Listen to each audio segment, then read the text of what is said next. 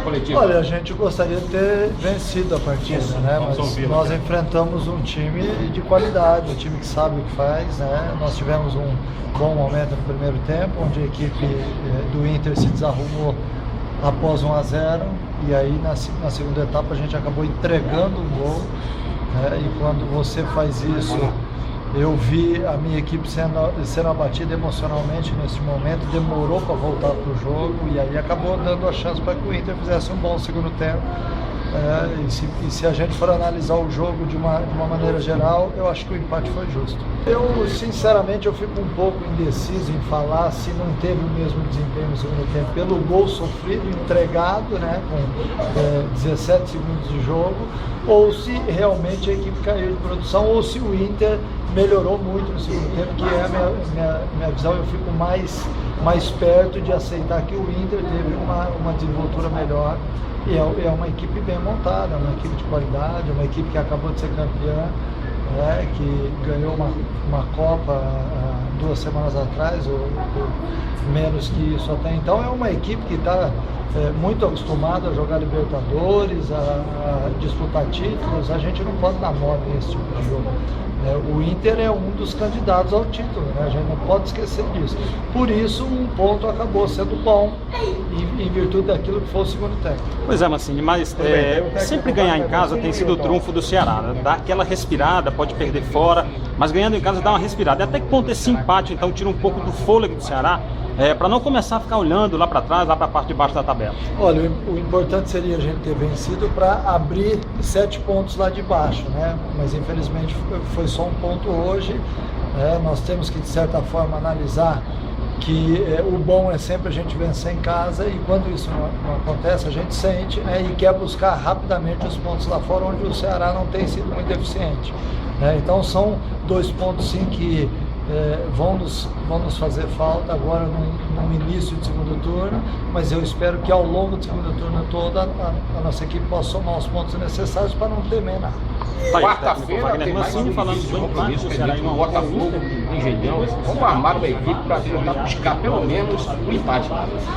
Nós estamos já nessa final de uma sequência de 15 jogos em sequência, de domingo e quarta. E eu vou ter que dar uma reanalisada na equipe. Eu tenho alguns atletas que agora, ao término do jogo, agora que chegaram no vestiário, se queixaram, que estão sentindo o músculo adutor, o músculo da coxa. A gente vai ter que fazer uma análise muito inteligente e tentar montar um time nesse meio de semana agora que possa ir lá enfrentar o Botafogo. Outro jogo difícil, não dá para você olhar a tabela e falar assim, neste jogo aqui eu tenho uma chance maior de fazer 3 pontos, infelizmente, né? Nem por parte do Ceará e muito menos das outras equipes. Você pode perder então jogadores para o jogo contra o Botafogo, você pode ganhar alguém do departamento médico voltando? Olha, o João Marcos viaja junto, não sei se já vai estar à disposição, mas eu já quero fazer com que ele esteja junto com o pessoal todo, se não for utilizado na quarta, certamente vai ser utilizado no domingo. O João é um dos atletas que está muito encaixado no sistema tático da gente, sabe aquilo que tem que ser feito, e eu vejo o Ceará agora no momento onde vem desgastado até emocionalmente. E quando tomou o gol hoje, foi visível que demorou 20 minutos até retomar o seu nível de jogo. Então isso também me preocupa. Thiago Humberto retorna para o jogo do meio de semana, mas você tem que ver se for com contusão, né? Porque cartão, a Cláudia vai voltar, ele retorna? Ele deve retornar, né? É um atleta que ficou de fora hoje por causa do seu vínculo com o Inter, deve retornar, ainda não está decidido, porque nós estamos após o jogo, né? O jogo de hoje, o jogo ainda sendo visto, revisto dentro da nossa cabeça, mas é possível que ele retorne. Você falava mais na anteriormente no mercado da falha individual, às vezes que acontece. Hoje novamente aconteceu. Você acha que é a questão da essa atenção que está faltando, entrar ligado. Eu me lembro quando você jogava futebol, você falava muito dessa questão de entrar ligado. Logo no começo do tempo, um gol daquele, né?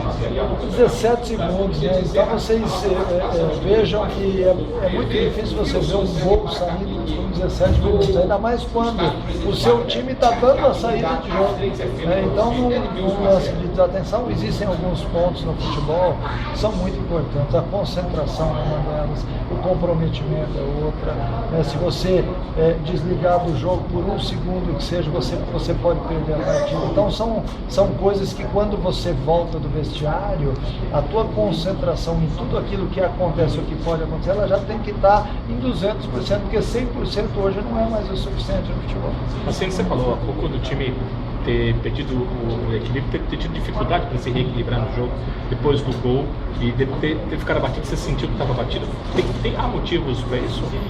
Não há motivos. Eu tento entender isso daí, né? O atleta, o Ceará é um time que quando leva um gol, demora um pouquinho até assimilar o golpe, e isso aí não deve acontecer no futebol, porque nós estamos numa Série A.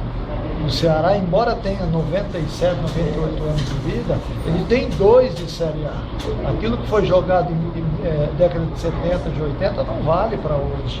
Né? Então, o Ceará está debutando ainda na Série A. Então, você jogando diante de certas equipes, você não pode se dar o luxo de dar chance para um Inter, para um Grêmio, para um São Paulo, Palmeiras, Flamengo, Vasco, a chance de uma leitura de jogo errada, fazer com que você tenha espaço a uma equipe deles. Então, nós temos que rapidamente sentar com os atletas, bater um papo, saber o porquê que o time sente tanto quando toma o gol, ou sente em função do estádio lotado, de uma pressão que pode vir na sequência. Eu acho que os atletas eles têm que jogar futebol, entrar em campo, esquecer do fator externo, assim como eu esqueço, focar realmente naquilo que está sendo desenvolvido dentro de campo, porque é fundamental que o emocional da gente seja sempre equilibrado. O Edmilson é um cara que tem uma visão tática diferenciada. Então eu tinha que ter alguém dentro de campo que fizesse aquilo que eu estava pedindo, que após o gol de empate a gente acabou desarrumando no campo. Então o Heleno passou a marcar um atleta que era o Andrezinho, que estava no setor do boiadeiro. Então eu teria que ter um homem a mais no meio do campo, com o Heleno, com o Michel, com o Henrique e com o Eusébio, e tinha um número igual, porque eu tinha uma sobra sendo boiadeiro. Então não dava, e eu diversas vezes passei a instrução, né, até que eu decidi fazer com que um cara que tem uma visão tática entrasse no campo e arrumasse as peças. Quando o Edmilson entrou, o time passou a atacar novamente, ou seja, a gente deixou de ser atacado. Por quê? Porque passou a usar melhor as peças. Então ele é fundamental quando eu quero uma leitura de jogo melhor, uma leitura de jogo mais inteligente, que naquele momento a gente não tinha. Quase na bola parada também deu certo, né, Mancinho? E quase deu, o Edmilson, além dele entrar e ter essa leitura de jogo, ele tem um passe muito bom, um lançamento muito bom. É óbvio que sempre que você faz uma alteração, você quer que ela surta efeito rapidamente e que seja assim ao longo do jogo. Às vezes você pensa uma coisa e acaba não dando certo. Mas hoje, no meu ver, o time melhorou a partir do momento em que ele entrou. Obrigado.